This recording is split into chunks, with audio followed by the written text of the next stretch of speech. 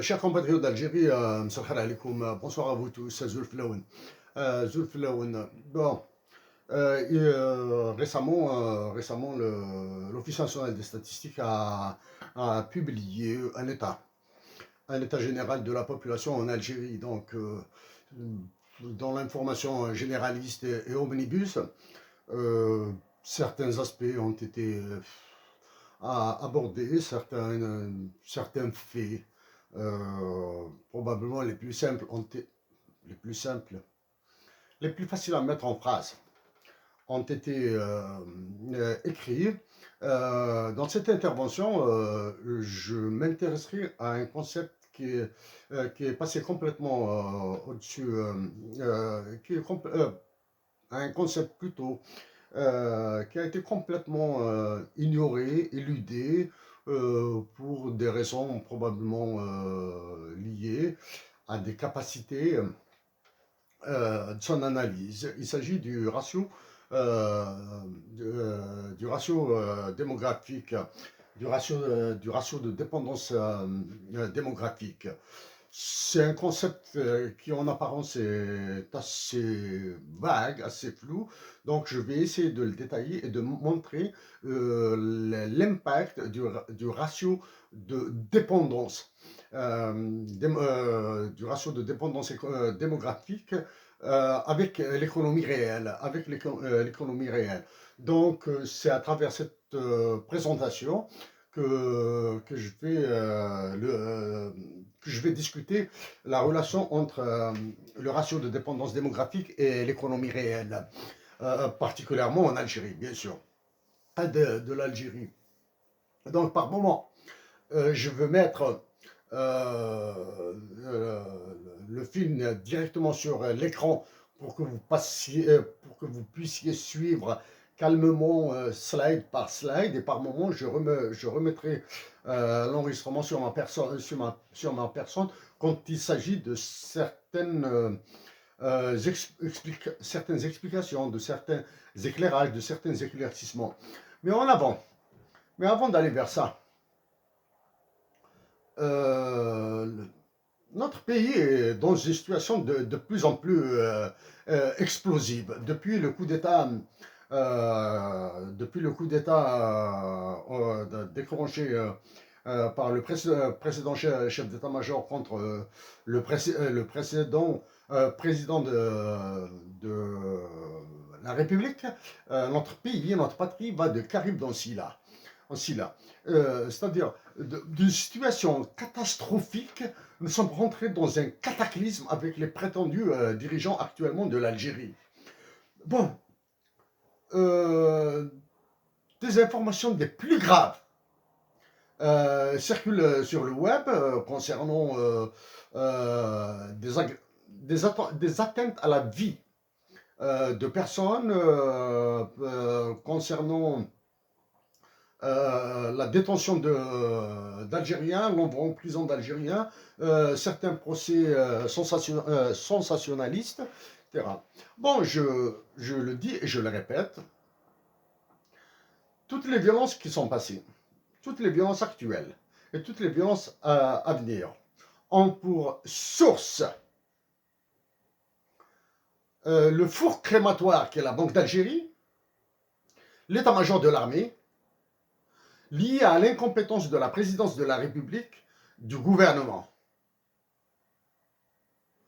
Donc, pour que les choses soient claires, toutes ces violences ont pour source et cause ce qui se passe au niveau du fer crématoire, la chambre à gaz, qui est la Banque d'Algérie, ce qui se passe dans le capharnaüm de l'état-major de l'armée. Juste après le coup d'État, j'ai dit que l'Algérie va vers une situation catastrophique. Mais jusqu'à maintenant, même si la situation est catastrophique, même s'il y a eu avec des drames humains, la privation de liberté, la répression, des menaces sur l'intégrité physique de personnes, etc., sont en cours. Là, malgré tout ça, Les Algériens arrivent à maintenir l'État debout et chapeau. Chapeau. Février, on commence à réagiter le spectre du retour des manifestations de 2019. Je le dis et je le répète, les manifestations de 2019 sont une catastrophe, un désastre pour l'Algérie. Elles ont été manigancées à partir des États-Unis d'Amérique, relayées par des pays de l'Est, qui ont, ces manifestations ont donné ce qu'elles ont donné en Égypte, en Tunisie, au Soudan, etc. La mesure des dégâts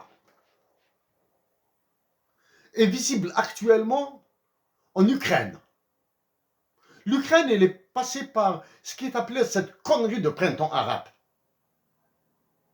Ce qui se passe en Ukraine, vous qui suivez l'information,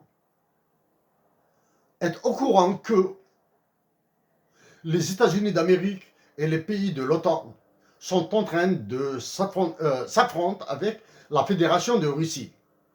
Et dans tout ça, le pays le plus concerné, qui est l'Ukraine, est absent.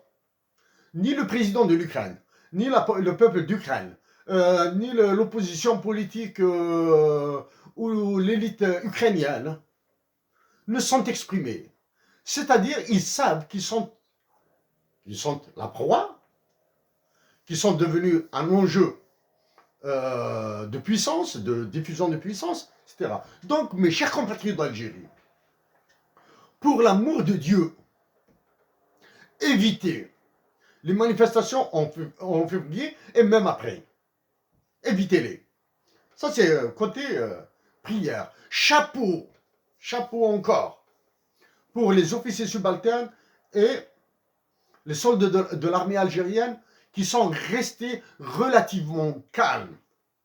Nous les comprenons, mais nous leur disons chapeau et merci pour la patrie. Ce qui se passe dans certains pays au sud de l'Algérie est très grave. Et vous avez évité ce piège. Le piège qui a été dressé et refermé par la France sur l'Algérie. Ça, c'est un côté. Ce sont des aspects sur lesquels je vais revenir. Dans le cadre de cette encore fumisterie qui est le sommet Afrique, Union africaine, Union européenne. Je vais revenir dessus, parce que je dois continuer cette bagarre avec le roi de France et des colonies africaines, le président Emmanuel Macron. Bref, maintenant, des compatriotes algériens innocents, détenus pour divers motifs, ce mouvement de déstabilisation, des motifs de niveau du type sécession, indépendantisme, et d'autres pour des motifs qui seraient liés à la majorité de l'Algérie. Vous avez toute ma solidarité, mais ma solidarité est stérile. Parce que je n'y peux absolument rien faire de concret pour vous. Sauf mes mots au niveau international. Et ce que vous entendez maintenant. Vous avez toute ma solidarité. Vous avez tout mon cœur avec vous. Et mes pensées vont à toutes vos familles, à vos enfants, à vos parents. En parlant de ces détenus, peu importe le motif maintenant, je parle des détenus, de tous les détenus algériens, à la Kabylie en particulier. Et l'intelligence de ne pas être, encore une fois, les dindons de la farce. Voilà pour ce côté. Reste le côté maintenant, état-major de l'armée. C'est en 2018 que j'avais suggéré une nouvelle élection présidentielle et le renouvellement de l'état-major de l'armée, que je réitère, c'est une suggestion.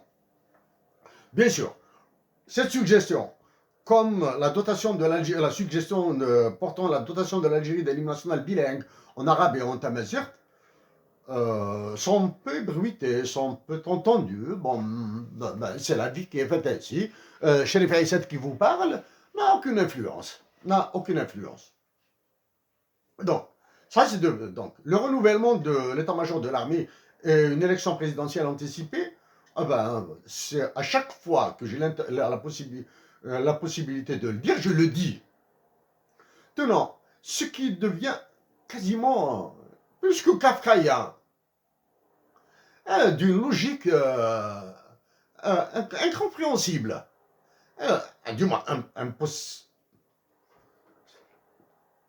incompréhensible, mais qui est facilement détricotable. Des généraux ont envoyé des généraux en prison. Des généraux sont sortis de prison et ont envoyé d'autres généraux en prison. Donc, la rotation de la détention-libération de généraux est un fait saillant, est un fait aisément vérifiable. Et actuellement, des généraux sur lesquels pèsent des menaces internationales extrêmement lourdes, du type tribunaux pour crimes contre l'humanité, sont au poste de la prise de décision qui engage la patrie Algérie. La patrie Algérie est déjà engagée par les pressions de la France, des autres pays de l'OTAN et de l'ONU, par voie téléphonique probablement, pendant que les pays avancés tels que le Danemark, la Norvège, tels que la France, etc., se retirent du Mali au Niger, les Algériens sont en train d'intervenir là-bas. Et ça, sous les ordres de généraux qui ont été condamnés à de très lourdes peines de prison pour des chefs d'accusation extrêmement graves qui ont été libérés sans grâce ni appel.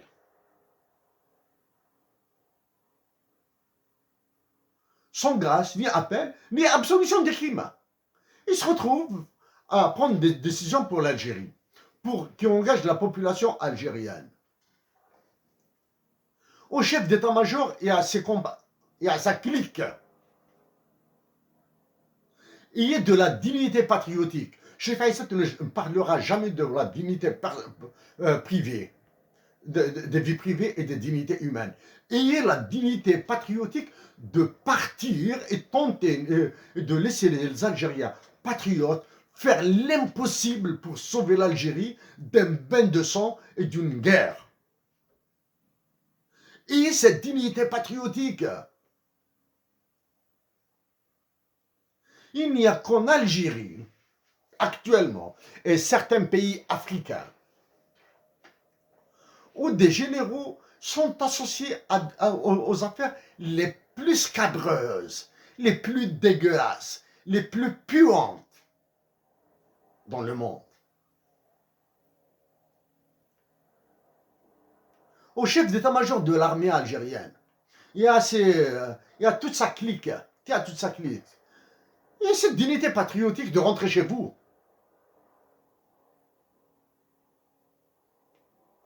Alors, chers compatriotes, maintenant, je passe au sujet de mon intervention. Algérie, le ratio de dépendance démographique de 2020 et l'économie, c'est-à-dire son impact économique. Bien sûr, l'objectif, c'est l'évaluation de l'impact économique au moyen d'équations, sur lesquelles je vais passer très vite, d'équations, du ratio de dépendance sur le bien-être social des habitants d'un pays sous-développé. Les Algériens, chers compatriotes d'Algérie, ça me fait très mal de dire que notre pays est sous-développé. Je le dis que le sous-développement est comparable au colonialisme. Si vous n'avez pas conscience de notre sous-développement, si nous ne prenons pas conscience de notre niveau de sous-développement, nous n'aurons jamais la conscience, l'intelligence de développer des moyens qui soient sociaux, qui soit économique, qui soit anthropologique pour sortir du sous-développement économique. Bon, comme vous le voyez ici, le titre, la photo qui est à ma droite, hein, ce sont des beignets, les sphinx.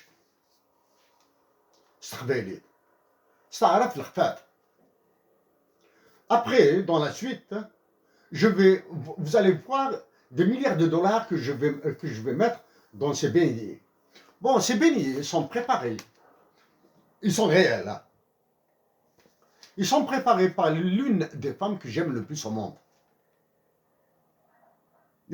Ces beignets ont été préparés dans le passé par l'une des femmes que j'aime le plus au monde. Pour ne pas dire celle que j'aime le plus au monde.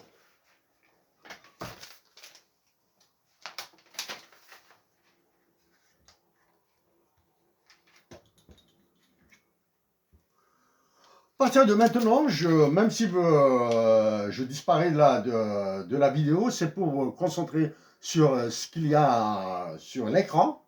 Je vais parler et expliquer un petit peu, pas expliquer, donner des éclairages. L'évaluation de l'impact économique du ratio de dépendance démographique sur le bien-être social des Algériens sera abordée sous l'angle de l'ultralibéralisme, afin de montrer les dégâts destructeurs de cette théorie dans la transformation des valeurs anthropologiques d'une nation et la sauvagerie de la doxa de travailler plus pour gagner plus. L'ultralibéralisme a été introduit en Algérie depuis 1981, et plus exactement par la politique dite de l'Enfitah. Donc, avec des chiffres que vous allez voir après et des équations, certaines équations, je vais montrer les dégâts ravageurs de l'ultralibéralisme. Bien sûr, pour cela, je vais prendre des valeurs démographiques, hein, des données de l'étude de l'ONS qui porte sur la démographie de 2020.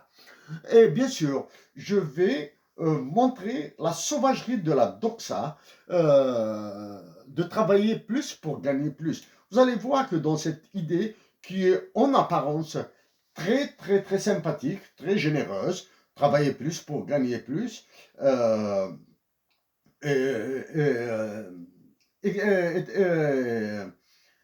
is catching. C'est-à-dire, il est attractif, alors qu'il est destructeur. Hein? Il est réellement destructeur.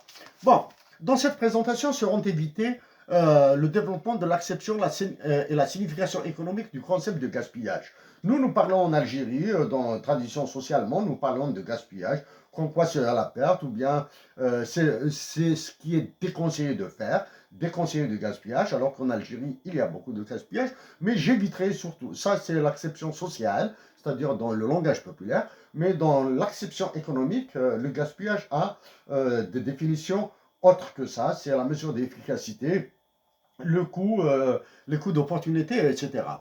J'éviterai de parler de théories liées à la démographie telles que développées par Gary Becker, c'est un prix Nobel en économie qui a développé Household Economics, New Household Economics. Je l'ai déjà présenté par le passé, c'est un livre que j'ai présenté par le passé.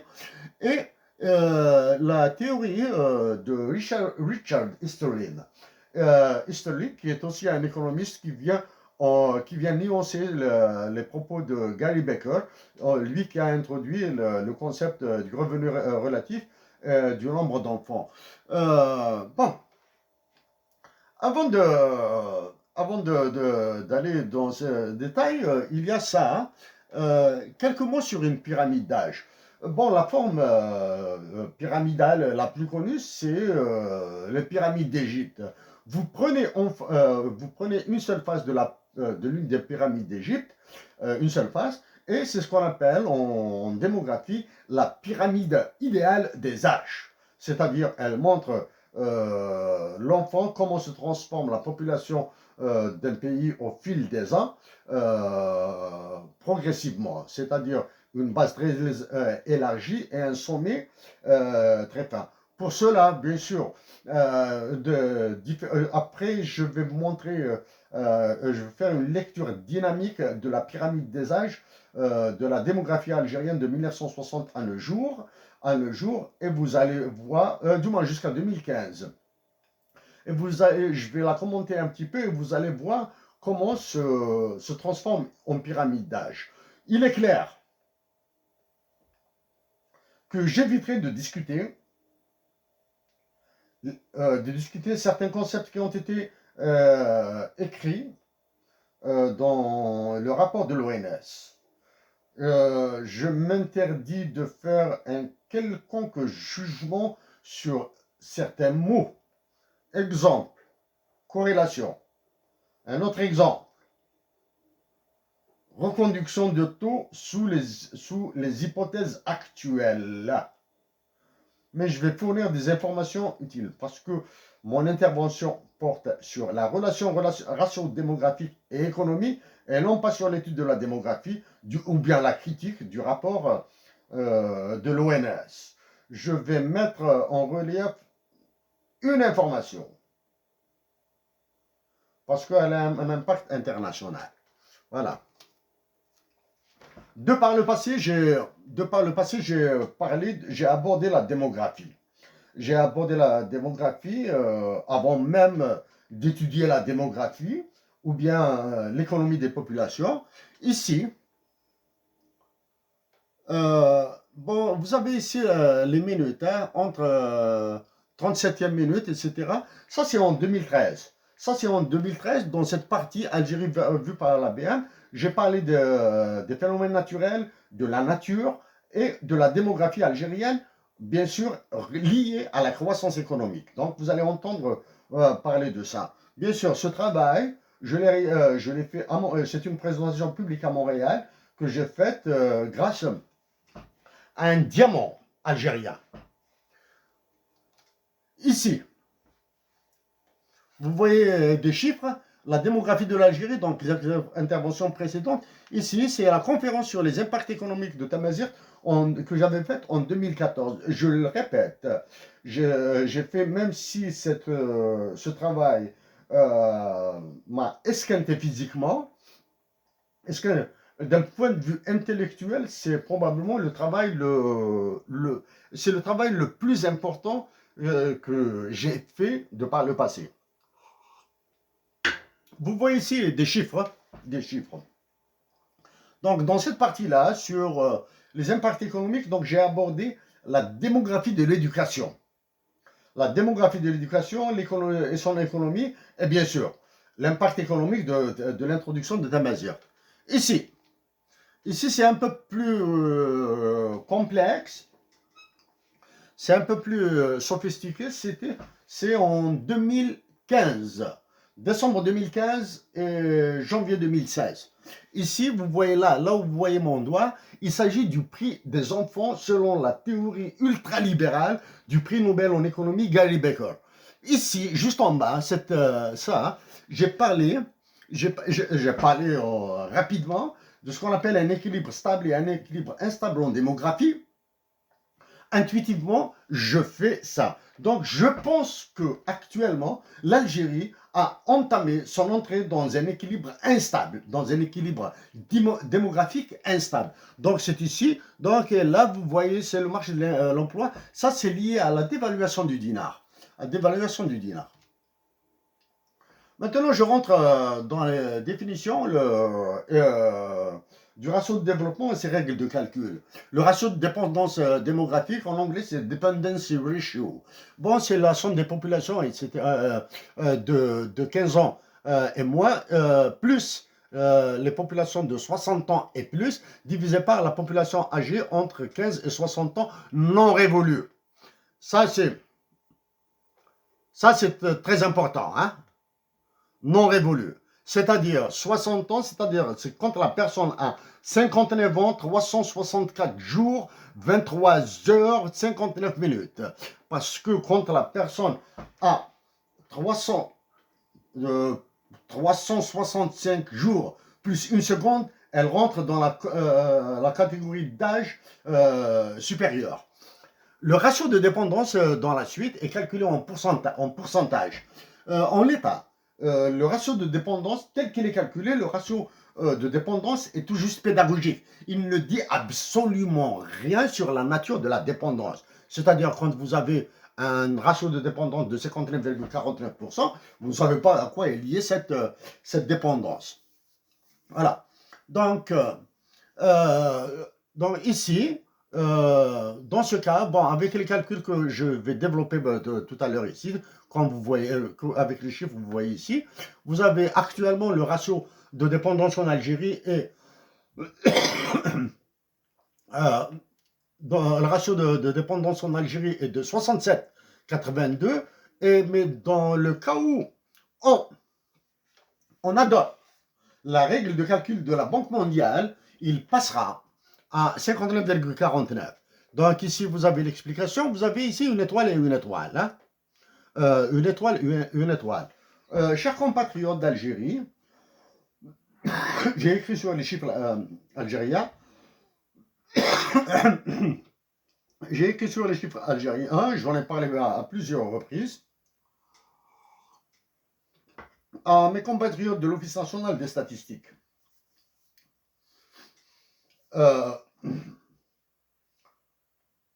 Je vais être très mou sur, comme je l'ai dit, sur le contenu de votre rapport.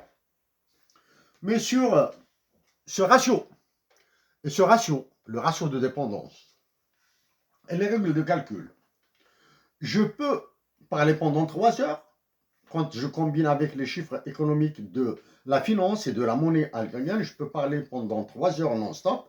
Je peux écrire un chapitre de 50 pages sur la qualité des données de l'Algérie. Voilà.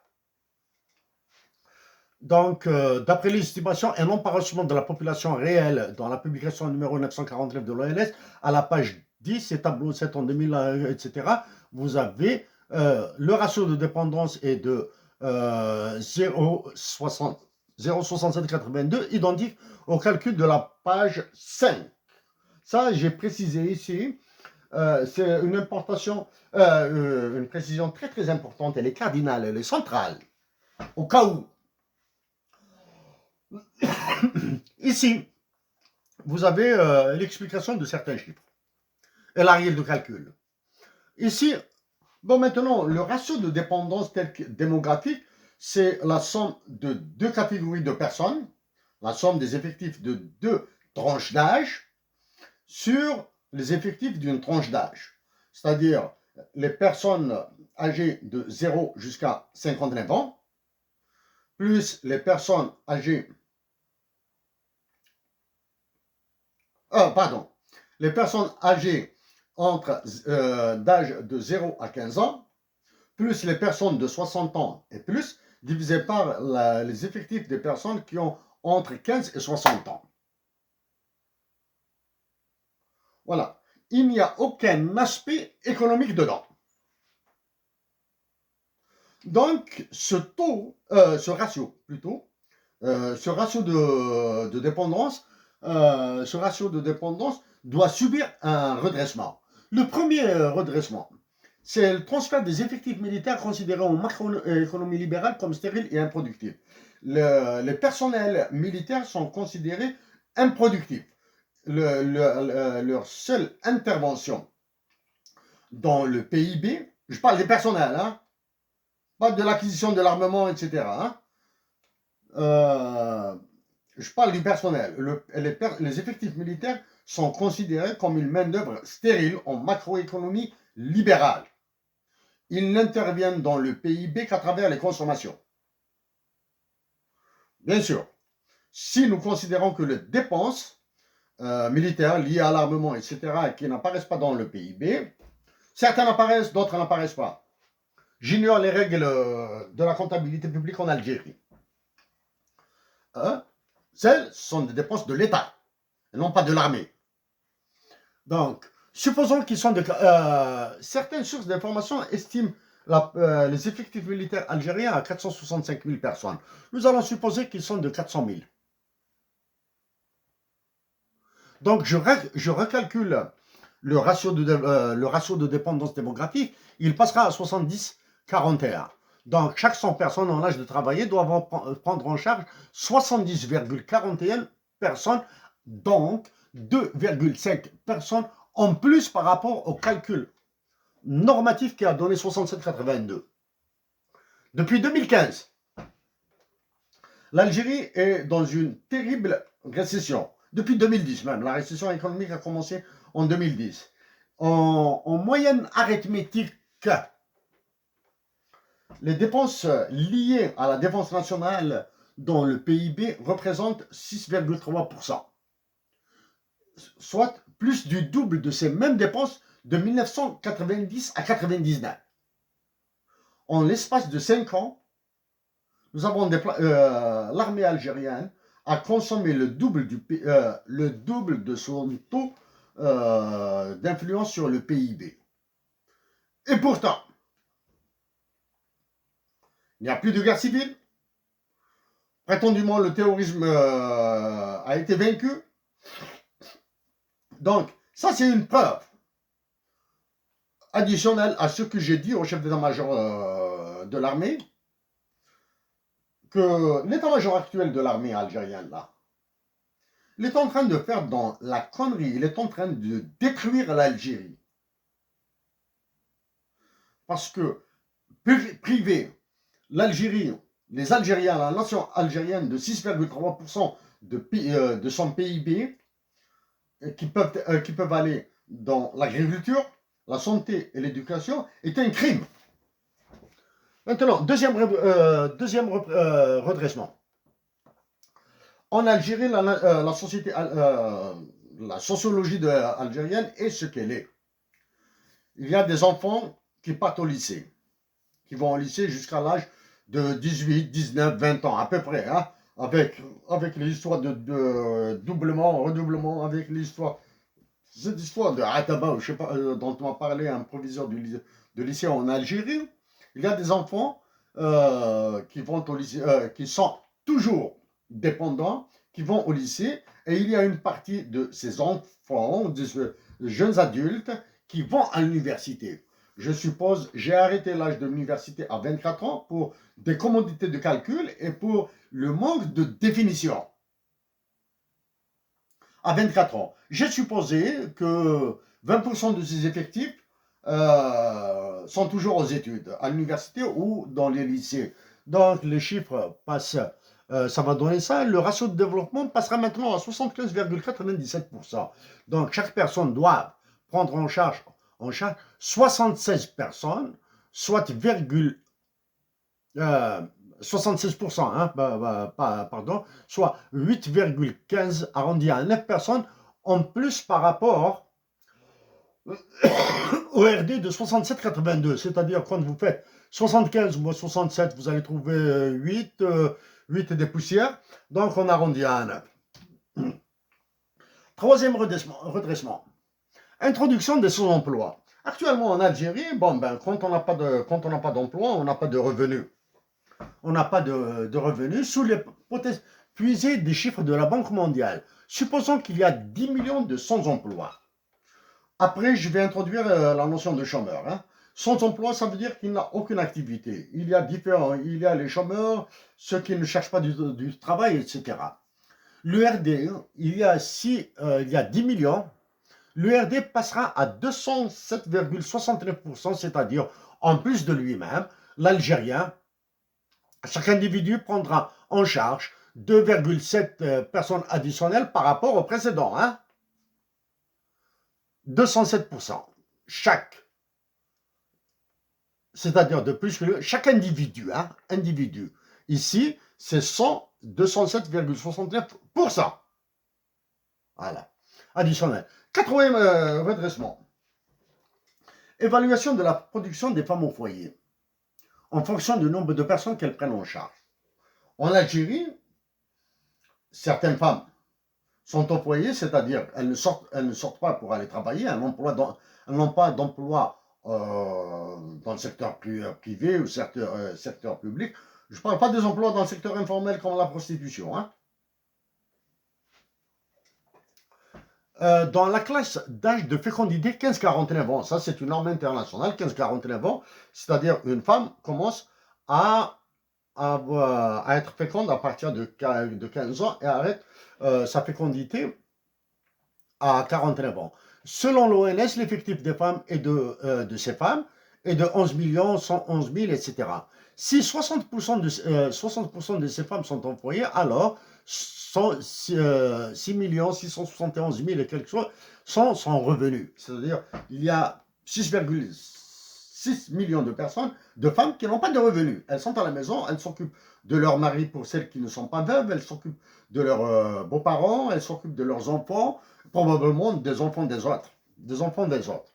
En fonction des attributs de dépendance sociale, comme dans le cas des handicapés et malades chroniques, supposons que le salaire, c'est une supposition, hein, c'est une hypothèse, que le salaire mensuel moyen d'une femme au foyer est de 120 000 dinars. C'est-à-dire, on décide de fixer arbitrairement, comme ça, on va dire le salaire d'une femme en foyer qui a 5 enfants, qui a un enfant handicapé en charge, qui prend en charge un handicapé, qui prend en charge un malade chronique. Bon, tous ces critères, et si elle-même elle n'est pas handicapée, etc., son salaire est de 120 000 dinars, 12 millions. Alors, leur production annuelle, non incluse dans le PIB, est de 9 trillions 607 milliards 102 millions 848 000 dinars. Et au taux de change de 1 dollar US égale 140,10 dinars, cette production est de 68 milliards 573 millions 182 355 dollars US.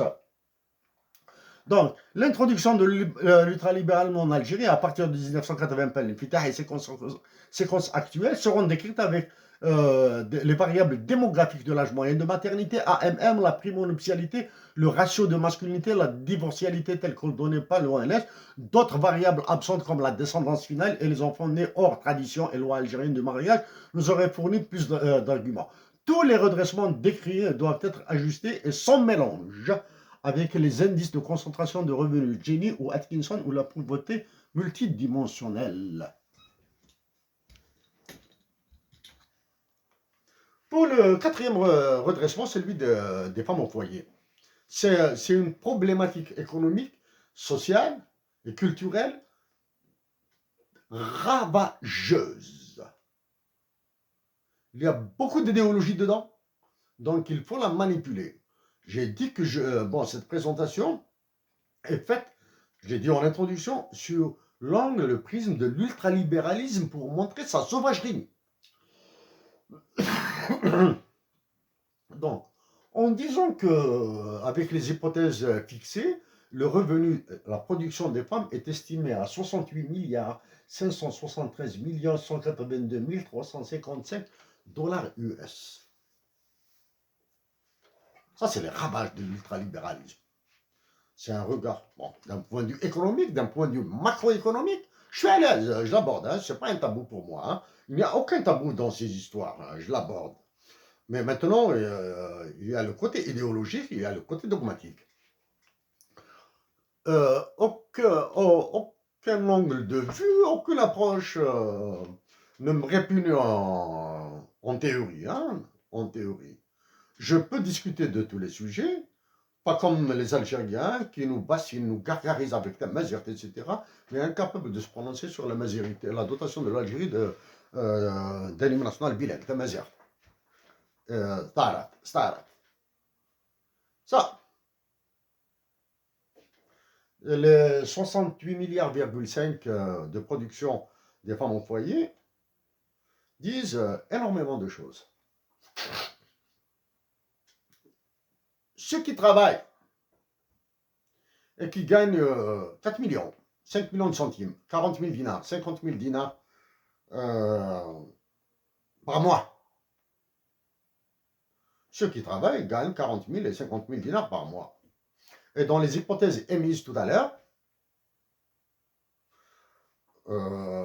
du salaire mensuel moyen d'une femme au foyer, sa femme, s'il est marié, gagne 2 fois plus que lui.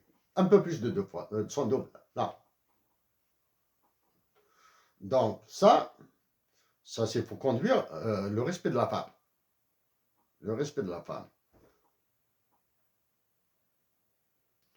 Et les écarts de salaire est visible dans la démographie algérienne. Les écarts de salaire en Algérie, les écarts de revenus exactement, sont très ségrégationnistes. Je vais les présenter dans la nuptialité, les mariages, la divorcialité. Je vais en dire un mot. Maintenant, je vais revenir à quelque chose de un peu plus naturel,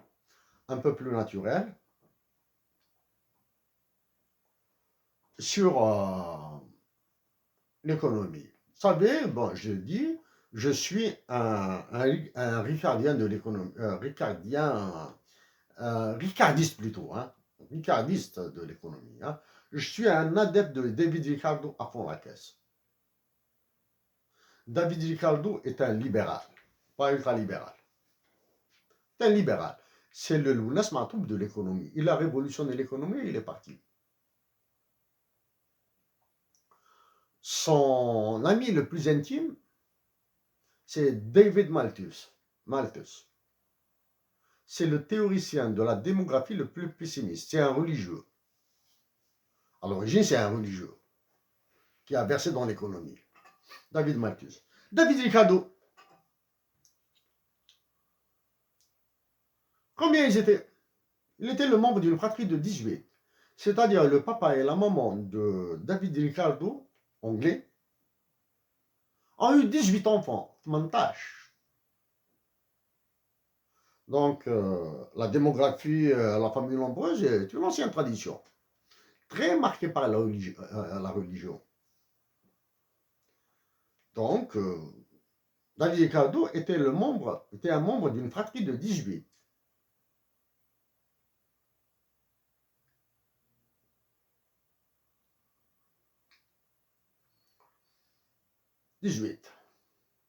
Une star de la chanson, très connue, Céline Dion.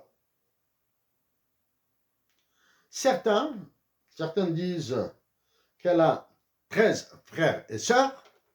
D'autres sources disent qu'il y a une personne en plus. Hein, c'est-à-dire que Céline Dion est d'une fratrie de 15. Comme stage, canadienne. 15 frères et sœurs. Certaines disent 13 frères et sœurs. D'autres disent 14 frères et sœurs. Donc la démographie, même au Canada, avec Céline Dion qui est encore vivante. Donc ça bouge là. Ça pousse. Un cas personnel. Pour éviter de parler des autres que je connais. Je connais pas mal.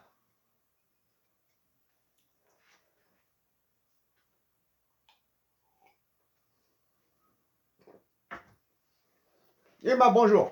Imam Sekher. Imam s'est marié en 1953. Ah, Imam, ça s'est marié. Imam a épousé celui qui allait devenir mon père en 1953.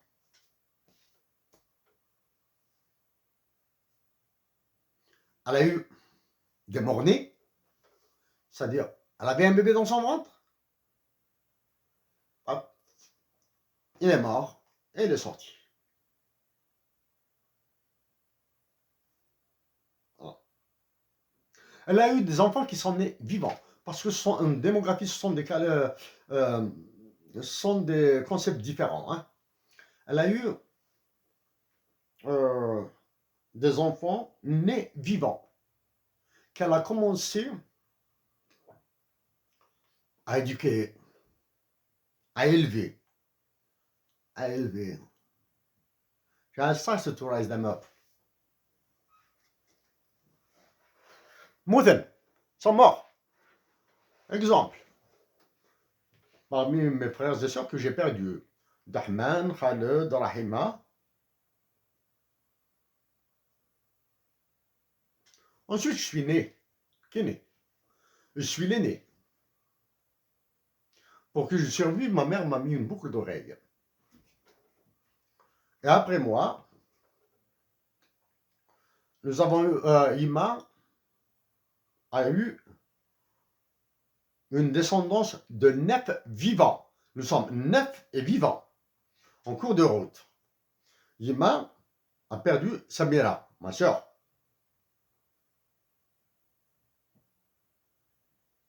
Voilà. Donc, Ima a eu 9 vivants. En tout et pour tout, Ima a eu 15 grossesses et 15 accouchements, et, qui ont donné naissance à des personnes vivantes, et 18 grossesses. 18 grossesses.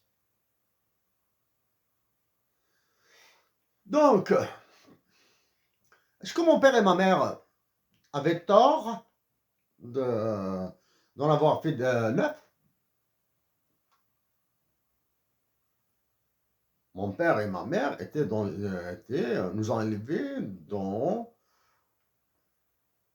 une pauvreté, une très grande pauvreté, hein.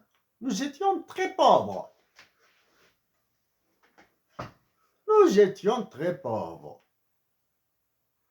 Donc là, en parlant maintenant de la démographie, donc le phénomène de familles nombreuses existait avant.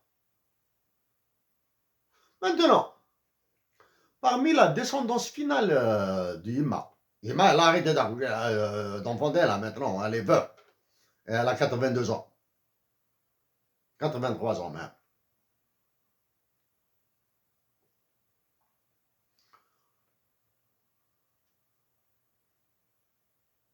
Donc, Ima dans la descendance finale. J'exclus mes deux sœurs. Mes deux sœurs parce qu'elles sont mariées. Elles sont dans leur famille respective. Donc, leurs enfants seront décomptés pour leur famille à elles. Donc, chez les garçons de ma mère, ses belles-filles, il y a moins de 9 enfants. 9 enfants. C'est-à-dire, Ima qui a fait grandir 9 enfants, se retrouve, 7 garçons, se retrouve avec des petits-fils, une descendance de ses enfants, hein, parce qu'en démographie, tout a un sens, les mots doivent être surpris. Avec de moins 9 enfants. C'est-à-dire, les 7 garçons de ma mère, tous en âge de se marier,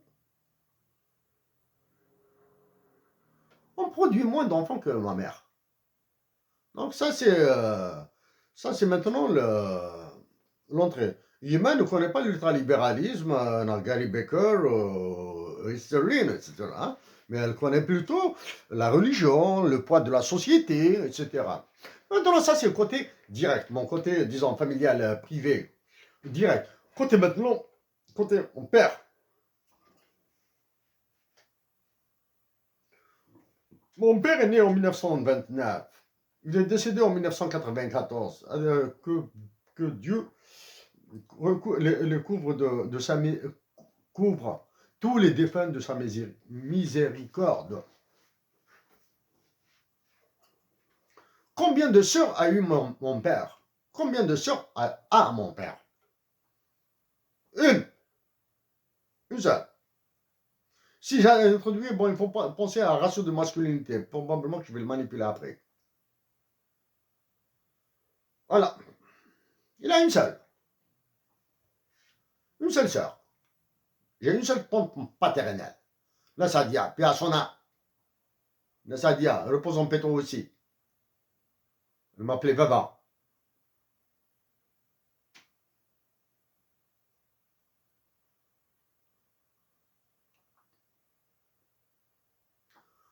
Parce que je portais le prénom de son père.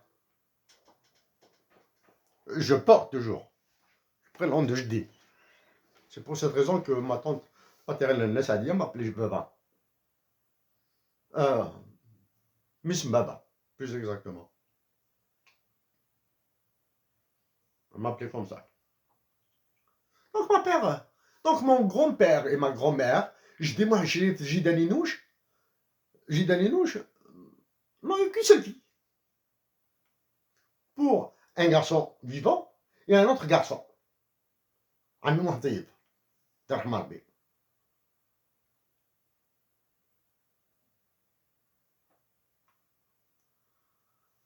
Qu'est-ce qu'il y a une régularité dans la démographie? On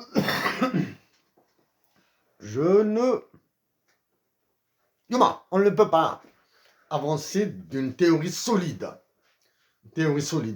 excepté la théorie ultralibérale, qui colle très bien. Hein. Il colle très bien dans le cas de l'Algérie actuelle. Hein. La démographie actuelle satisfait au dogme de l'ultralibéralisme. Donc voilà un petit peu à un niveau privé. On va dire maintenant côté. Au départ, je vous ai parlé de ça. Le Sphinx. Ouais, il y a des femmes qui donnent naissance à des femmes extraordinaires, à des anges, à des merveilles, à des diamants. Alors, maintenant, ces femmes d'un côté, ces hommes d'un autre côté, peuvent se rencontrer. Peuvent jamais ils peuvent ne pas se rencontrer. Ils peuvent se rencontrer et splitter, ne pas s'entendre, se séparer. Donc maintenant, si l'union est consacrée, ça sera un divorce. Si l'union n'est pas consacrée, ce sera juste une rupture qui peut être assez dure à vivre, probablement, ou salutaire, probablement. Bon, donc voilà. Maintenant, puisque nous allons pas, je vais parler de la pyramide des âges, ça va vous paraître abstrait parce que je vais tordre le cou et je vais les massacrer, je vais détruire certaines expressions dans l'air du temps, du style la population algérienne est majoritairement jeune. Ah, je vais tordre le cou à ça. Parce que les mots ont une signification. Avant de vous montrer la pyramide des âges que j'ai faite à partir des données de l'ONS, je vais vous montrer une jarre. En démographie, c'est très sérieux, c'est pas une blague là, c'est la blague. En démographie, il y a des pyramides d'âge qu'on appelle des jarres, earthenware, ou bien plutôt, plus exactement dans la terminologie française, vous allez trouver pyramide des âges en forme d'urne. En forme d'urne. La voici. Je vais vous montrer tout à l'heure la pyramide, du moins même, elle est là.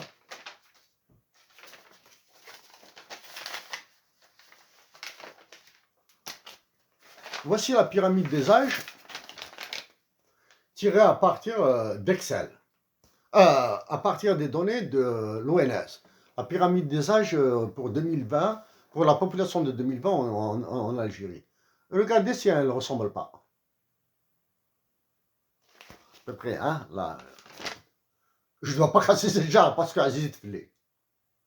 Ça, elle ressemble. Un peu. On va expliquer un petit peu la jarre. La pyramide des âges avec une jarre. Nous allons supposer. Le phénomène de vie. En démographie, on dit que la mort et la naissance sont des événements non renouvelables. Quand une personne naît une et une seule fois. Une personne meurt une et une seule fois. Bon, maintenant, dans le romantisme, dans l'amour, dans la poésie, dans la littérature, on peut le tuer plusieurs fois et le faire renaître plusieurs fois. C'est pas grave ça. Mais en démographie, dans les sciences, dans la mathématique appliquée à la démographie, on dit que la naissance et la mort sont des événements non renouvelables. Tout le reste est renouvelable. La mort, la guérison, la remort, la reguérison, etc. La richesse, la pauvreté, etc. Tous ces événements-là. Les guerres, les intempéries, les événements, les phénomènes climatiques, tout ça, qui touche à la démographie, tout ça est renouvelable. Donc, pour qu'une population devienne vieille, il faut d'abord qu'elle naisse. Donc, la vieillesse est alimentée par l'enfance. Tu nais ici, tu montes, mais dans une forme dynamique. Ça, c'est transversal. Mais il faut le voir dans un côté dynamique, c'est-à-dire dans le temps. Imaginez l'année qui mange comme ça. Vous avez les années qui vont comme ça, là. Jusqu'ici. Oh, un triangle. La pyramide des âges. Donc les enfants, les nouveau-nés qui sont ici, après une année, ils passent là. Ils passent là. Après une année, ceux qui étaient là passent là. Quand on fait année par année, donc ils montent. Si les stocks initiaux sont importants, on va se retrouver avec cette forme de jarre. On appelle ça une urne, une pyramide des âges heurtée. Elle commence à être sérieusement heurtée. Mais toute la pyramide des âges est pleine de trous. Les trous, ce sont les décès. On peut mourir à tout âge. Donc, la pyramide d'âge se remplit par le bas d'une façon dynamique et elle perd aussi d'une façon dynamique à toutes les tranches d'âge et à toutes les années, jusqu'à la fin de la vie de l'individu. Une fois mort, il est mort. Voici le fonctionnement d'une pyramide des âges. Ben, quand il y a beaucoup de personnes au sommet, on dit que la population vieillit par le sommet, mais aussi quand il y a très peu de personnes qui sont en bas âge, à une année, à 2 années d'âge, on dit qu'elle vieillit par le bas. Ça, c'est le premier tabou que je casse, hein, parce qu'on ne peut pas naître vieux. On est enfant et on commence à monter, à monter, à monter, à monter. Donc, s'il y a peu d'enfants, ici, nous aurons plus de vieux quand toutes ces personnes seront passées à cet âge. Donc, la population va vieillir par le bas et par le haut. Ça, vous allez le voir dans l'évolution des taux de croissance de la population année sur année, 6 mois sur 6 mois, si cela est possible à calculer, etc. Ou bien par période de 5 ans, 10 ans, etc. Ça, vous allez le voir, les équilibres stables et instables dont j'ai parlé avant. Bon. حضرت الرز.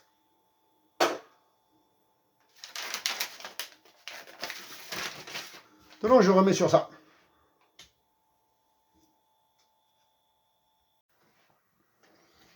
Donc, un dernier élément maintenant sur la démographie et les populations d'un point de vue trivial. D'un point de vue trivial, hein, il s'agit du renouvellement, pour parler après, du renouvellement des populations, de la nuptialité, le mariage et la divorcialité rapidement. Pour un exemple concret, ma fille Davia va se marier. Nous allons, qu'il s'agisse de ma fille Davia ou de mes 2 nièces aînées, actuellement étudiantes, elles vont se marier. La variable de l'âge moyen de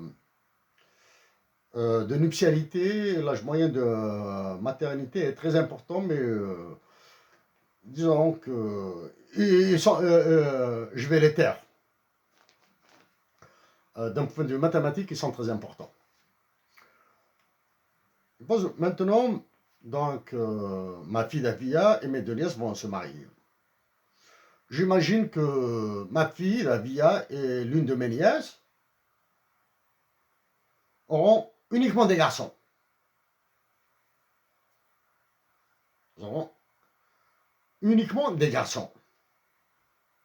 Ces garçons vont se marier à leur tour. Ils auront des filles et des garçons. Donc, mes arrière-petits-enfants, les petits-enfants de ma fille et de l'une de mes nièces, qui n'ont eu que des garçons, qui ne sont que des garçons, n'auront pas de tante. N'auront pas de tante, parce que la vie à ma fille et l'une de mes nièces n'ont enfanté que des garçons.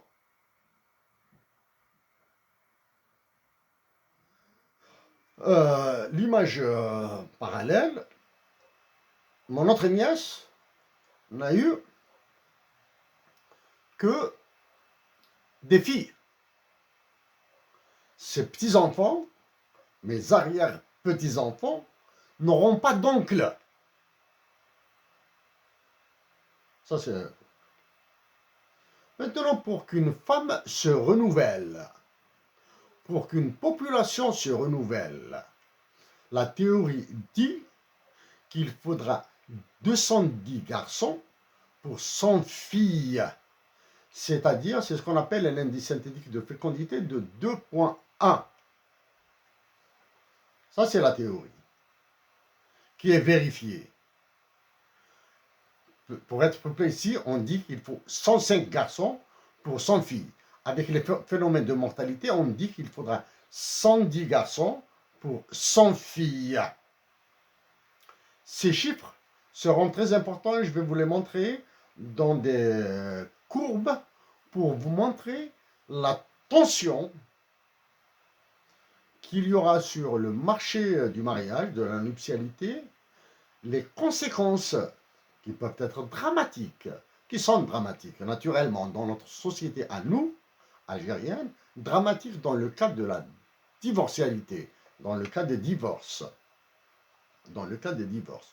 Donc, voici d'un point de vue trivial, naturel, quelques explications sur une pyramide des âges, sur le mouvement des générations, ce qu'on appelle les transitions démographiques. Maintenant, je continue, je mets le truc sur l'écran.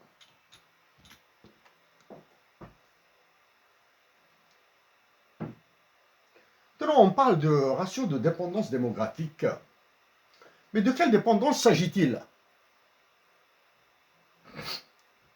De quelle dépendance s'agit-il? À cette complexe question, les réponses simples comme celles qui naissent dans les discussions et débats populaires en Kabylie et les approches théoriques faites d'hypothèses modestes dans les espaces académiques et universitaires anglo-saxons sont recommandées.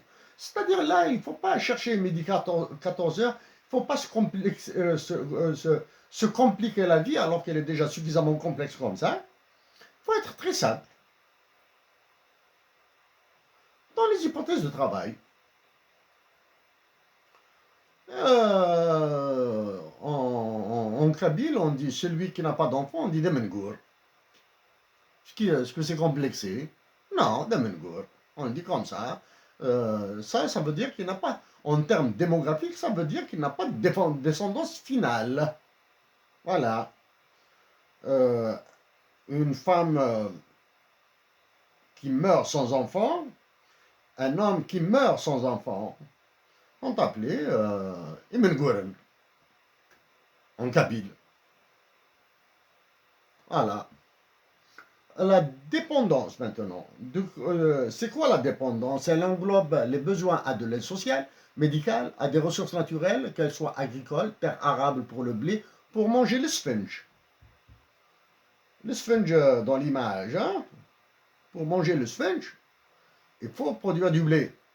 Pour produire du blé, il faut des terres, et de l'eau, et de la main-d'œuvre, de labor, force de travail. Peut être dépendant aux énergies fossiles, du moins, ressources fossiles. Hein, énergie fossile, le terme énergie fossile, bon, c'est une vulgarité qui est admise. Hein. Vulgarité, on a besoin de ressources fossiles, le pétrole, le gaz, etc. Minérales, les terres rares qui sont convoitées en Algérie. Ce n'est pas le sujet du jour. Et nous avons besoin de conditions climatiques favorables. La dépendance et les contraintes est conditionnée par la présence d'assistance, de secours accessibles. La première partie, c'est ce qu'il faut. La deuxième, c'est la conditionnalité. Si on n'a pas ces ressources, naturelles disponibles en Algérie, donc on doit avoir des sources d'approvisionnement et de production abordables et qui acceptent de nous les donner ou de nous les vendre, bien sûr. La dépendance peut être temporaire ou permanente. Ça, c'est le temps, la variable temps. Nous, l'Algérie, nous sommes tout le temps dépendants du pétrole et des ressources minérales, des ressources qui sont sous terre. Hein. Comme par hasard, on n'a jamais parlé de la dépendance, de notre dépendance ou bien de notre accoutumance à de la connerie, à de la compétence, à de l'antipatriotisme. Pour la vaincre ou la rendre supportable de réponse. La libération, que je vais aborder avec une équation tout à l'heure.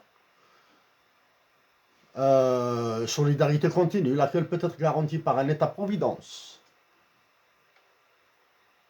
avec coercition juridique, c'est-à-dire un État-providence qui doit produire des lois. Une communauté de destin. Si vous êtes en autarcie, à Bougelil ou à Gnoul, les populations vivent en autarcie, donc elles sont contraintes par une communauté de destin.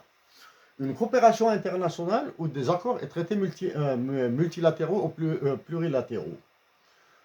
La solidarité, elle est marquée par la religion, les traditions, la culture et les politiques publiques. Si elle est perdue, la solidarité, il sera lent pour la réinstaurer. S'agissant de pays, d'autres types de dépendance, s'agissant de dépendance de pays, hein, d'autres. La dépendance politique, la dépendance de défense, la dépendance à la protection. Le cas des pays de l'OTAN, par exemple. Il est important de mentionner deux autres dépendances, mais peu abordées. La volonté de Dieu, qui est inconnue, et notre ignorance, un inconnu connu. Dieu, en créant l'humanité, les planètes, et tout le système, et tout ce système-là, continue de le gérer, même au XXIe siècle. Il le gérera jusqu'à la fin. Et il a la dépendance, une autre dépendance, qui est notre ignorance. Nous ignorons tout et de tout. Nous pensons connaître quelques lois mathématiques, nous pensons maîtriser quelques règles du fonctionnement de l'humanité, du système, de tout le système anthropocentrique. On va rester dans l'anthropocentrisme. Hein? Anthropocentrique. Nous pensons, mais notre ignorance est abyssale. C'est ce qu'on appelle un inconnu connu. Nous savons que nous ignorons. La dépendance des pays maintenant, s'agissant B, les dépendances peuvent être mutuelles ou interétatiques. Certains pays dépendent les uns des autres, ou bien ce sont les États qui dépendent les uns des autres. Hein. Elles peuvent relever de l'hégémonie des puissants ou de soumission des faibles face aux puissants. L'exemple dans notre pays, avec des prétendus dirigeants civils et de généraux d'état-major au pied du roi de France et de ses colonies africaines, le président Emmanuel Macron, est un cas d'hégémonie politique alimenté par le chantage aux procès internationaux pour crimes contre l'humanité et corruption. Autant sinon pire que le colonialisme, le sous-développement est un fort facteur de dépendance et c'est le cas de l'Algérie. Les importations de blé et les supplications de malades pour des quêtes financières pour des soins à l'étranger en sont des preuves. Maintenant, comme je l'ai dit tout à l'heure, je vais aborder le ratio de dépendance démographique à travers des équations économiques.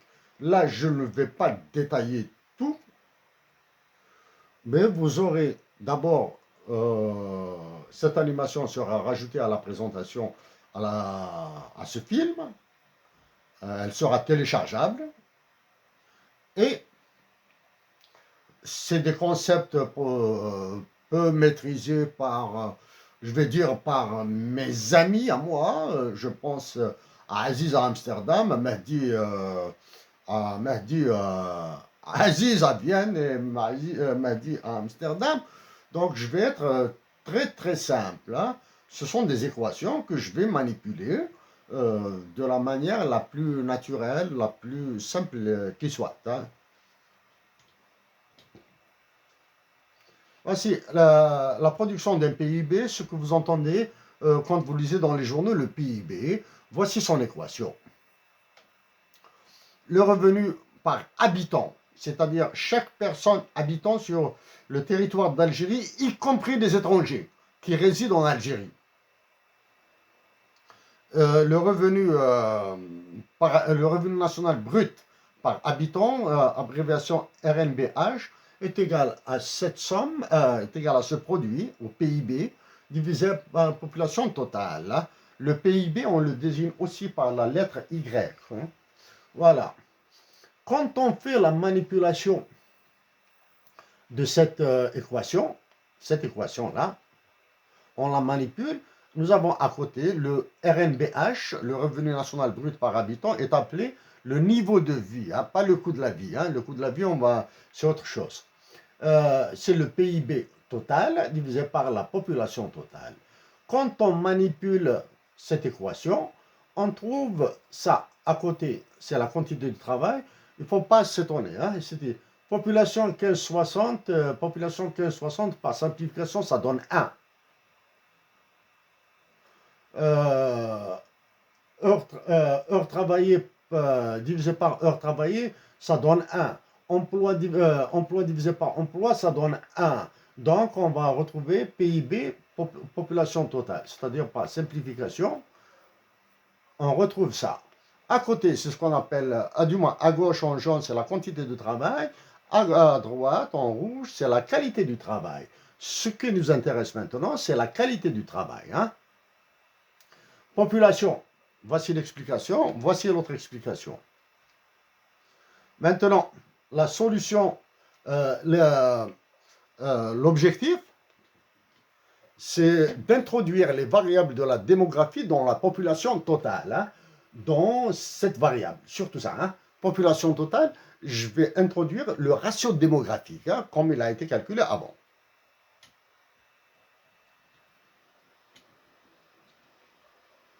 Le voici. Donc ça, je passe. Je fais des manipulations. La population totale, c'est la population d'âge 15 ans et moins, population que j'indique par cette variable, 15 à 60 ans par cette variable, et 60 ans et plus par cette variable. Donc, c'est ce qu'on appelle, on définit la population active par rapport à la population totale. La population active, c'est la population en âge de travailler de 15 à 60 ans. Hein. Ceci ne veut pas dire qu'elle travaille. Active est différent d'être en emploi ou bien d'être différent de chômeur ou bien d'avoir un revenu. Donc, on l'a défini, c'est les chômeurs plus les personnes en emploi. Vous savez, pour des définitions, les voici ici. La population inactive est la population en âge de travailler qui se retrouve en dehors du marché du travail. Vous prenez Boujlil, vous prenez Sidi Aïch, vous prenez Ouagloun, il y a une population totale. Dans cette population, il y a les enfants de 15 ans et moins qui ne travaillent pas, les populations de 60 ans et plus qui ne travaillent pas, on suppose qu'elles sont en retraite ou peu importe. Il y a les personnes qui sont entre 15 et 60 ans. Toutes ces personnes sont censées travailler en théorie, hein, c'est-à-dire sans les redressements que j'ai fait avant. Donc, les personnes qui cherchent un emploi sont considérées personnes actives. Une personne qui ne cherche pas d'emploi est inactive, c'est-à-dire elle ne fait pas partie du circuit économique. Elle est exclue du circuit économique. Voici les différentes égalités. Ça. De se concentrer sur ici, c'est juste à titre théorique, voilà, que je mentionne ça. Donc, je rappelle, application à la démographie algérienne selon les données de l'ONS et quelques hypothèses. Donc, je fais tous ces rappels. L'Algérie est dans une très grave récession et sa population augmente. C'est-à-dire la récession économique, c'est-à-dire le PIB diminue alors que la population augmente. Selon la BM, son PIB de 2020 est de 145,09 milliards de dollars US, ce qui donne une productivité de 8399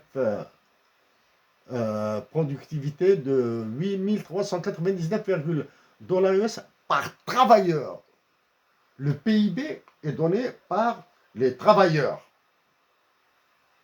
Du moins, la productivité est mesurée par les travailleurs.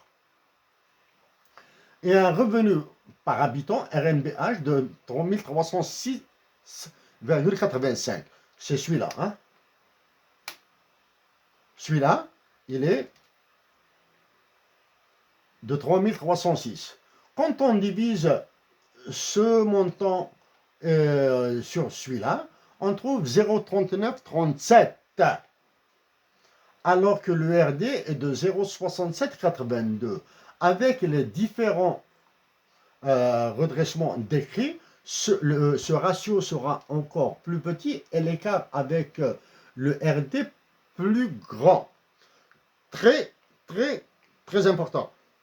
Il faut éviter toute critique, qu'elle soit positive ou négative, du ratio de développement. Parce que sur le très long terme, toute critique positive ou négative du ratio de dépendance, the dependency ratio.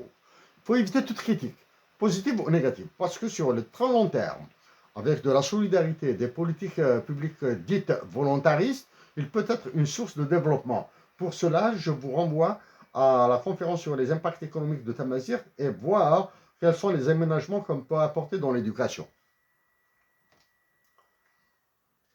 Voilà. Ici, je vous ai montré le switch. Attends. Le voici dans une équation maintenant.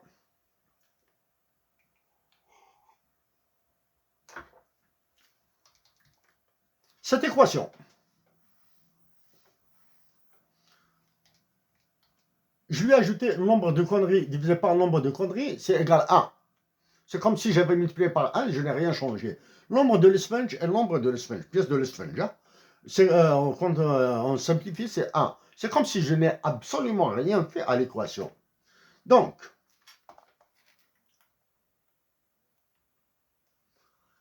avec une population ONS de 44 244 345 habitants, on va supposer que chaque résident consomme en moyenne 50 pièces de l'Esfinge. 50 Sfinge par année.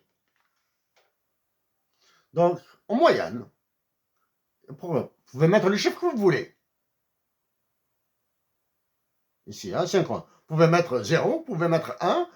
Si vous mettez 0, ça veut dire qu'il ne paye rien. Si vous mettez 1, vous aurez 44 millions, etc. Au prix de 4 dollars US l'unité.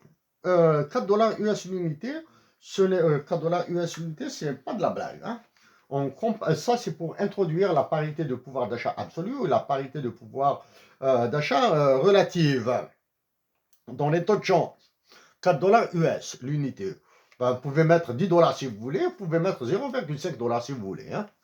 Sans production intérieure nationale, c'est-à-dire qu'il n'y a pas eu de blé, pour cause de sécheresse, invasion de criquets, guerre, embargo, il faudra, pour introduire la politique nazie de la chambre à gaz, le four crématoire, la banque centrale, au taux de change de 1 dollar US pour contre 140,10 dinars, soit 8 milliards 848 millions 869 000 dollars US d'importation de blé pour produire la semoule nécessaire pour le sponge. Ça, c'est pour le sponge. 8 milliards de dollars. On ne parle pas de pain, on ne parle pas de galette. On ne parle pas de couscous. Et d'autres plats. Comment les trouver? C'est 8 milliards de dollars. Les 8 milliards 848 millions de dollars, 869 000 dollars US. Il faudra retrouver, réduire le nombre de conneries. Parce que ici, il y a des emplois qui produisent de la connerie. Exemple d'emploi. Ici, hein. Il y a des emplois qui produisent de la connerie. Exemple. Exemple d'emploi qui produit des conneries qui nous coûtent des milliards de dollars. Les différents gouverneurs de la Banque d'Algérie, de 89. De 89 parce que j'ai une idée de ce qui s'est passé maintenant depuis 88, depuis octobre 88. J'ai une bonne idée de ce qui s'est passé depuis 88 maintenant.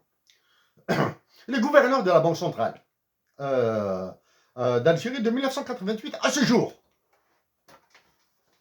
Il y a un seul emploi. Il n'y a pas 55 000 gouverneurs de la Banque d'Algérie en Algérie, il y a un seul.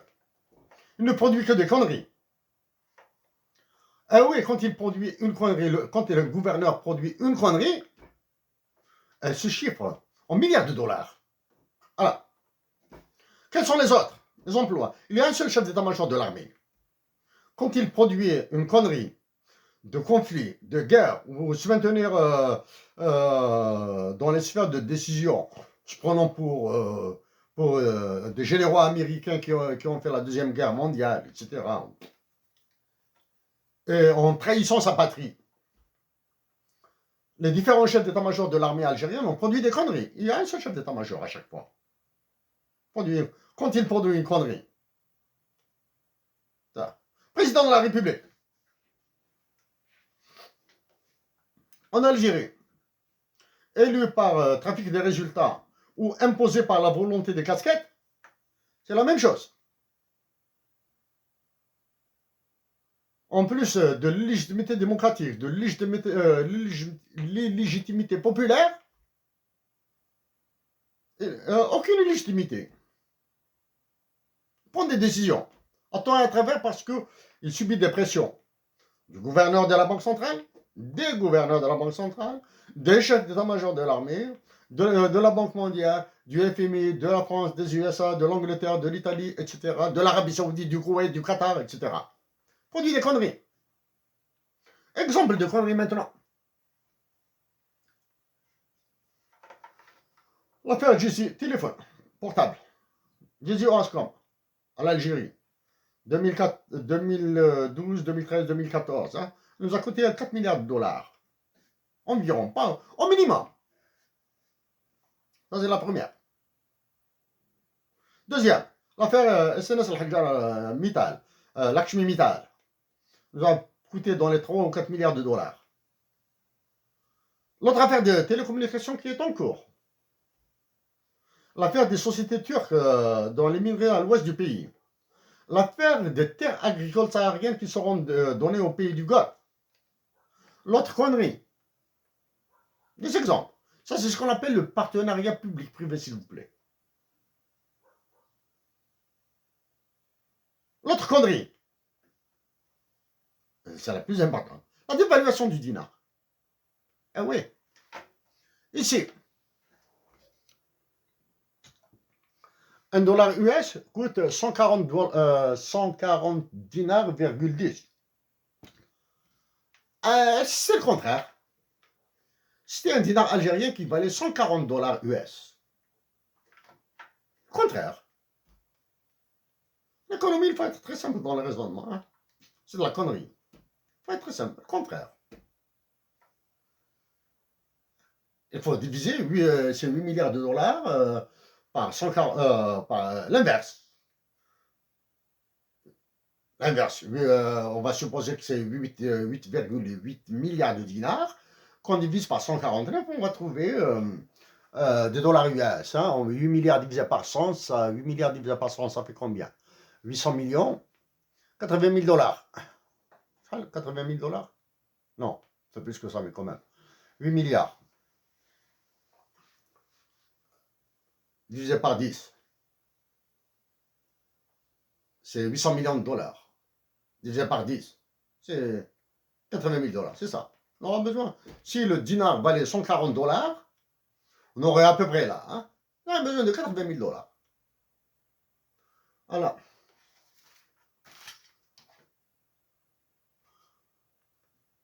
Désolé, je vais vous la montrer ici.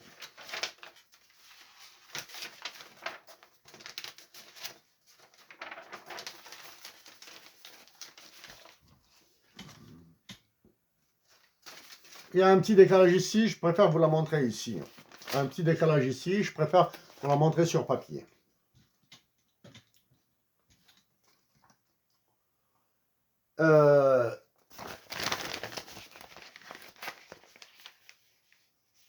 Cette fonction, c'est la fonction dite de Cook-Douglas. Fonction de production dite de Cook-Douglas. C'est l'un des modèles de production, c'est une équation parmi les équations les plus utilisées en théorie économique. Le modèle de production de Cook-Douglas. Donc cette variable, la variable L qui dit labor, le travail, c'est-à-dire l'emploi, qui est redressé par le ratio de dépendance, peut être estimé comme suit. C'est l'équation. Maintenant, je passe. Là, c'est un peu plus clair. Je préfère remettre ici. Voici l'équation, la même équation que précédemment. Y égale A, coefficient technologique et fonction du capital, du travail et des ressources naturelles. Les voici ici. Ça, c'est le modèle Cook-Douglas. C'est ce modèle que j'avais modifié, du moins, que j'avais suggéré en 2014 dans les impacts économiques de la mesure. C'est-à-dire, là maintenant, on fait ressortir le travail, c'est-à-dire le ratio de dépendance démographique, et les ressources naturelles, le pétrole, le gaz, l'uranium, les terres rares, les mines de charbon de Wadamusor, Angola, ou d'or dans Atamanrasset. On fait le ressortir. Donc, les calculs. Bon, d'un point de vue mathématique, ils sont un peu plus difficiles à faire. Bon, c'est les optimums de premier choix, de premier rang, de deuxième rang, un calcul différentiel assez important à faire, là. Il faudra. Mais maintenant que nous avons ça, nous pouvons aborder des modélisations mathématiques. Et c'est le ratio de dépendance et la libération de l'Algérie. Le ratio de dépendance démographique. Joseph Nye, que vous voyez ici, c'est un théoricien, il est né toujours vivant, il est né en 1937, etc. C'est l'un des patrons de l'institutionnalisme néolibéral. Il est membre de la trilatérale pour le compte des États-Unis. C'est le président du groupe américain au niveau de la trilatérale. Ce modèle d'équation, c'est un penseur de la CIA qui lui a donné, de perceived power equal population plus territory plus economy plus military cross strategy plus will multiplier. Donc la puissance perçue d'une nation, c'est la force de sa population, plus son territoire, plus l'économie, plus la force militaire, multipliée par la stratégie, plus la volonté. La volonté. Bien sûr, tous ces termes, il faudra les ramener dans une seule unité de mesure.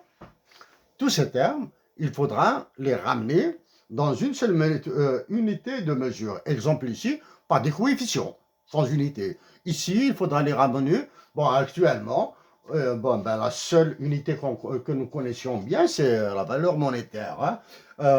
L'économie, nous savons combien nous produisons. Le territoire, nous pouvons estimer combien il vaut. Les militaires, nous savons combien nous, à travers les dépenses. La population, nous avons dit ce qu'elle vaut. Donc, cette équation, elle montre le poids de la stratégie et de la volonté. Actuellement, en Algérie, la stratégie et la volonté sont nulles. Donc, quand on multiplie toutes ces forces, toutes ces variables par zéro, on obtient zéro. La puissance est nulle. Mais durant la guerre de libération nationale, nous n'avions aucune idée sur le territoire. L'économie était en main des Français. Population faible. Et aucune force militaire. Je rappelle que l'Algérie s'est libérée sont généraux. Ce sont des volontaires qui sont montés au maquis. Ce sont des civils qui sont montés au maquis. Pour des raisons d'organisation, ben, ils ont défini des grades, commandant, colonel. D'ailleurs, lieutenant, sous-lieutenant, il y avait très peu. Capitaine, commandant. Il n'y avait pas de généraux. Mais ce sont tous des civils. Ils n'ont pas fait d'académie militaire. Hein. Ils n'ont pas fait Saint-Cyr ou West Point ou à l'académie militaire de Moscou, là. C'est la volonté et la stratégie. Il faut voir la volonté, la stratégie de ceux qui ont compensé, de ceux qui ont pensé la révolution algérienne, l'indépendance. Le ratio de dépendance démographique en Algérie était quasiment infini. Il était quasiment infini. C'est toute la population algérienne qui dépendait d'une petite frange de fonctionnaires dans l'administration française. Et ces fonctionnaires, les Algériens fonctionnaires dans l'administration française, étaient plus comptés pour la France que pour l'Algérie. Les Algériens étaient dans la débrouille. C'était une économie d'indigènes. Donc, par contre, actuellement, en Algérie, donc nous avons dit que la stratégie plus la volonté sont nulles. Donc,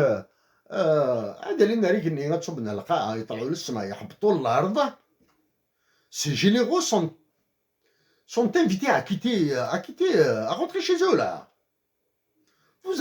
Ils ont annulé la puissance de l'Algérie.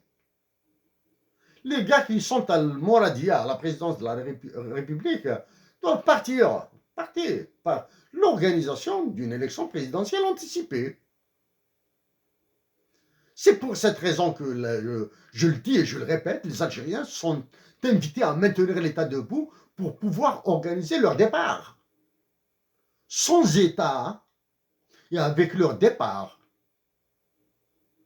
ça, nous deviendrons comme le Niger, comme le Mali, comme la Guinée équatoriale, comme le Burkina Faso, comme l'Ukraine, comme la Syrie, comme le Soudan. Voilà. Bon, ici, chaque compatriote, c'est un lien vers une liaison vers une démographie dynamique de 1960 à l'Algérie.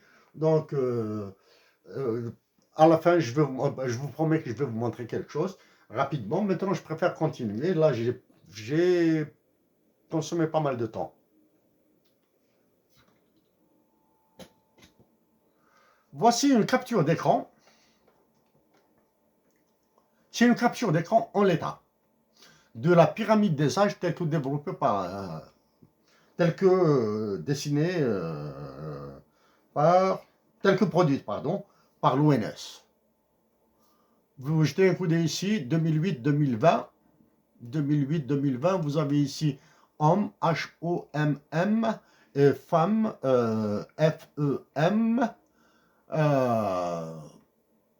Évolution de la pyramide des âges de la population entre 2008 et 2009. Voici les graduations, les échelles plutôt, et les légendes.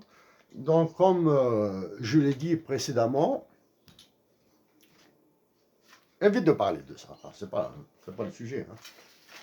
Je préfère utiliser ça.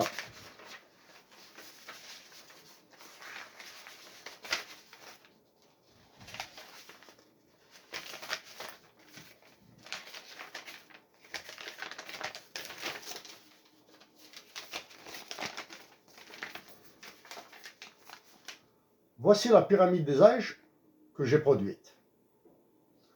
Donc, voici la pyramide des âges que j'ai produite. Donc, pour être plus confortable, je vais vous mettre sur l'écran et je continue à parler.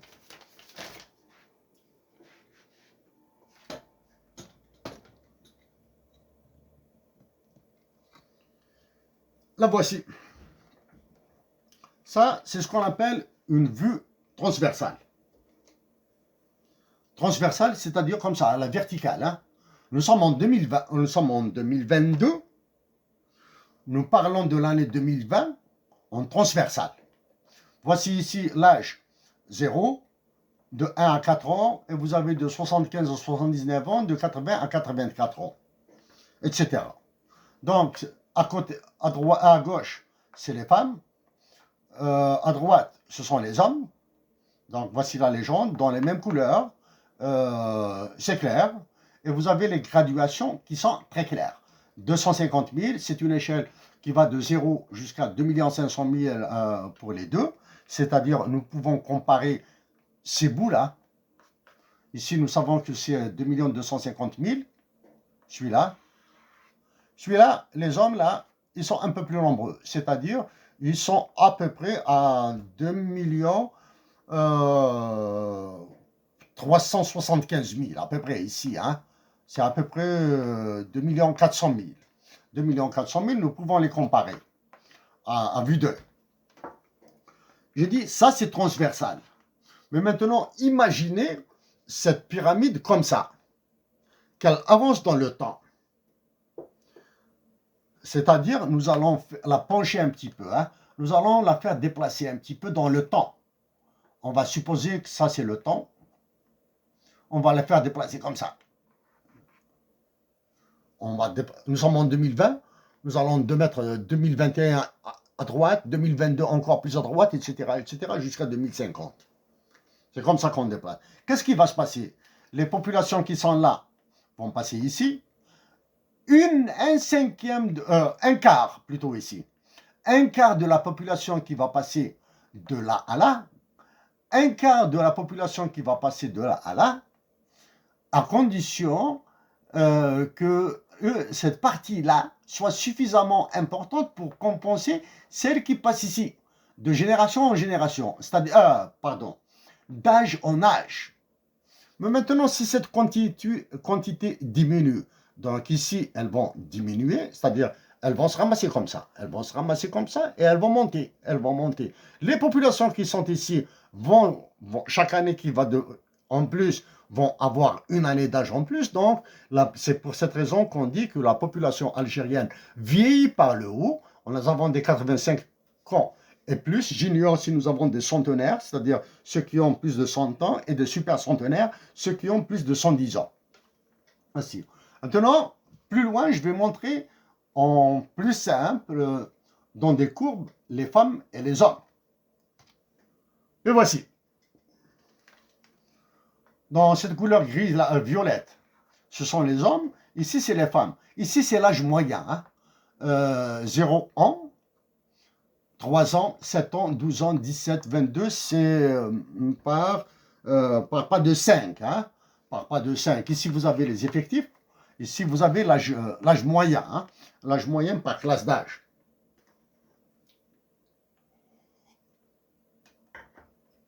Maintenant, nous allons les déplacer. Bon, premièrement, quelques mots sur cette période. 37 à 47 ans. Dans cette période, même de 32 ans jusqu'à 47 ans, les femmes sont dites fécondes, c'est-à-dire qu'elles peuvent donner naissance. Il faut préciser que ce sont les femmes qui donnent naissance et non pas les hommes. Hein. C'est très important. C'est très important. Donc, de 32 ans à 49 ans, à peu près ici,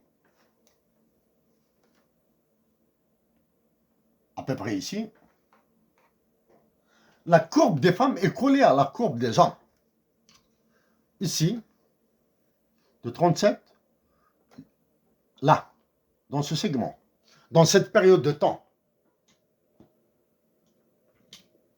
Dans cette période de 32 ans jusqu'à 49 ans. Le nombre de femmes et d'hommes est quasiment égal. Donc, les personnes qui sont déjà mariées sont mariées. Les personnes qui ne sont pas mariées à partir de l'âge de 30 ans auront des difficultés pour trouver un homme ou une femme. Parce que une bijection mathématique. Sous le poids des conditions sociales. Tradition. Le divorce est mal vu. Une femme qui a perdu sa virginité est mal vue. Tout ça.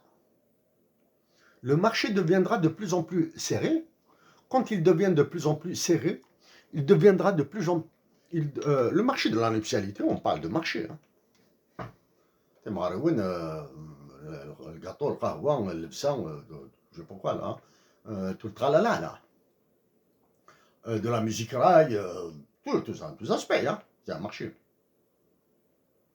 Donc, actuellement en 2020, les personnes qui ont entre 32 ans et 49 ans auront une difficulté à se marier pour les personnes célibataires. Devient très, très tendu. Si dans la tradition il est algérienne, dans l'anthropologie algérienne, il est plus facile pour un homme divorcé de se remarier, le contraire est faux. Pour une femme divorcée, il est très difficile de se remarier. Surtout si elle a des enfants. Surtout si elle a un enfant handicapé. Surtout si elle est pauvre. Ça, c'est l'ultralibéralisme, ça.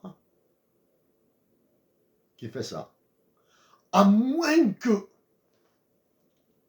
il y a un homme fou dingue de cette femme divorcée qui n'attend que son divorce pour l'épouser. Son premier divorce, son deuxième divorce, son troisième divorce, son cinquième divorce, son 10e divorce. Il va l'attendre pour l'épouser. Ça, est-ce que c'est de l'amour fou? Non. It's the wise love. The wisest.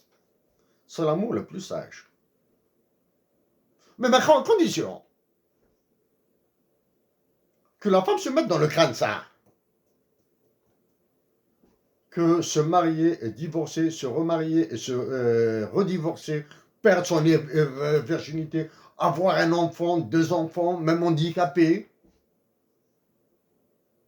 Il faut qu'elle se dise qu'il y a toujours un homme qui m'attend. Voilà. Maintenant, nous allons revenir au plus jeune. Maintenant, ici, on va prendre les enfants de 7 ans qui sont là. C'est la majorité. Jusqu'à 17 ans. 7 ans, c'est les plus nombreux. 17 ans, ils commencent à descendre. Les 17 ans sont moins nombreux que moins nombreux que les 22 ans, que tout le reste. Non. Que les 42 ans et moins. Les 17 ans sont moins nombreux que les 42 ans et moins. Imaginez le long de ces deux courbes. Le déplacement des personnes. Les personnes celles qui sont là vont partir là. Celles qui sont là vont venir là. Celles qui sont là vont partir dans le même état vers ici. Sauf qu'ici, là, à partir de 72 ans, c'est vérifié. Ce sont les femmes qui vivent plus longtemps que les hommes. Ici, chaque fois, ça va se serrer, ça va se serrer, ça va se serrer. Donc, ici, les conséquences de l'ultralibéralisme en Algérie, sur le comportement social des Algériens, il va créer quoi? Dans les conditions sociologiques algériennes, il va créer des phénomènes de prostitution. Il va aggraver le phénomène de célibat.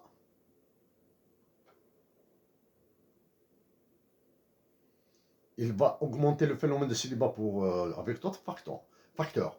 L'écart d'éducation. Bien sûr, la réduction de la fécondité chez les femmes algériennes, quelque part salutaire. Parce qu'il dit qu'elles vont plus à l'école, qu'elles vont plus à l'université. D'ailleurs, il faudra vérifier l'âge de la maternité. L'âge moyen de maternité. Il est passé à 29 ans là. Ça, c'est très grave. D'un point de vue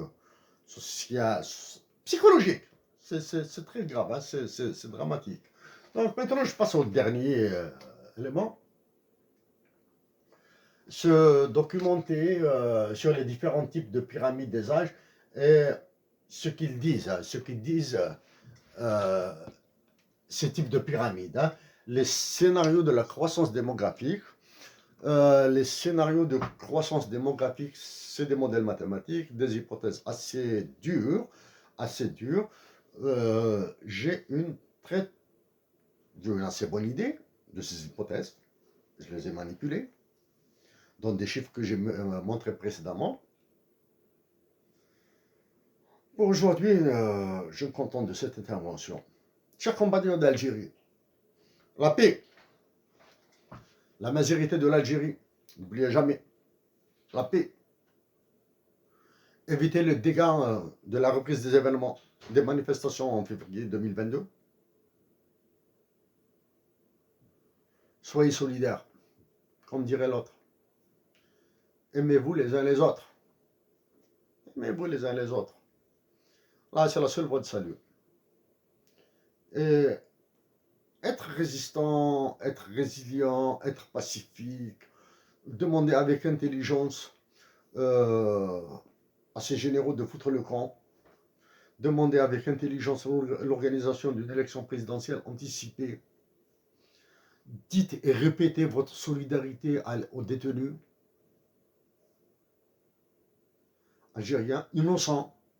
Même s'ils ont manifesté dans ce mouvement fantoche-là, il y a des innocents qui ont été manipulés. Et voilà, merci à vous et de tout cœur avec vous. À la prochaine intervention sur un président des États-Unis d'Amérique durant sa campagne électorale, durant la campagne électorale pour qu'il devienne président, a qualifié, a dit à l'autre candidat rival, il lui a dit It's economic, stupid. Il s'agit d'économie, espèce d'idiot, stupide gars. Un premier ministre anglais a été traité de caniche d'un président des États-Unis. De quel nom seront traités les présidents africains, les prétendus présidents africains, qui seront convoqués par le roi de France et de ce qu'on est africain, le président Emmanuel Macron, pour un sommet Afrique-Europe, alors qu'il n'arrive même pas à déclencher un sommet extraordinaire de l'Union africaine, qu'il n'arrive même pas à trouver un terrain d'entente pour un sommet de l'Union, de la Ligue arabe et autres. Ça, c'est un aspect que je traiterai, sur lequel je reviendrai très bientôt. Chers compatriotes d'Algérie, chers frères et sœurs, avec toute mon affection du Canada, à vous, merci.